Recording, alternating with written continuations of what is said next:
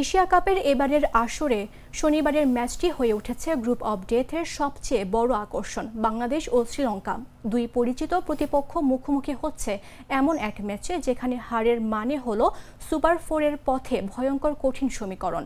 বাংলাদেশ নিজেদের প্রথম ম্যাচেই দেখিয়েছেন দাপট। আবুধাবিতে হংকংকে উড়িয়ে দিয়েছে লিটন দাসের দল।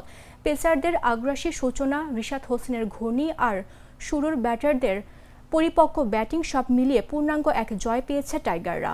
এই জয়ে বাংলাদেশকে কেবল আত্মবিশ্বাসী দেয়নি, বরং ভেন্যুর কন্ডিশন নিয়েও বাংলাদেশ এগিয়ে রাখছে। অন্যদিকে শ্রীলঙ্কা এখনও নিজেদের ছন্দ খুঁজছে। ওয়ানিন্দু হাসারাঙ্গা ফিরলেও তাদের ব্যাটিং লাইন আপ এখনও প্রশ্নবিদ্ধ। মাত্র 2 সপ্তাহ আগে জিম্বাবুয়ের বিপক্ষে 80 রানে গুটিয়ে যাওয়া সেই আঘাত কাটিয়ে উঠতে পারেনি তারা। যদিও পরিসংখ্যানে দুই দল সমানে সমান, গত 10 বছরে 16 ম্যাচে দুই দলই জিতেছে 8টি করে। তবে সাম্প্রতিক সময়ে পাল্লা ভারী বাংলাদেশের।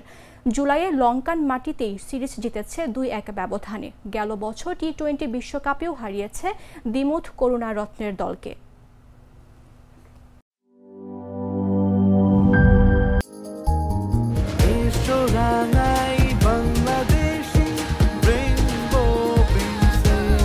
রেইনবো পেইন্টস, ছড়াও জীবনের রং।